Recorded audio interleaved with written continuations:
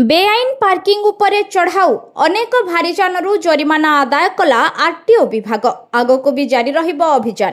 नमस्कार, RGDA.in channel को आपन को स्वागत। रायगड़ा दे जाइथिबा जातीय राजपथ 326 रे हेउथबा बेआईन पार्किंग एवं ट्रैफिक समस्या को रोकिबा पई आरटीओ विभाग पक्षरु कड़ा कार्यानुष्ठान ग्रहण करा जायछि। रास्ता कड़े नियम बाहर बेआईन भाबे ठिया होइथिबा एकाधिक भारीजान उपरे चढ़ाऊ करा जाई मोटा अंकर जरिमाना आदाय करा जायछि। आरटीओ अधिकारी सूचना अनुसार NH 326 रे बेआईन भाबे ठिया होउथिबा ट्रक, ट्रेलर और अन्य भारीजान जोगो नियमित दुर्घटना घटुथिला।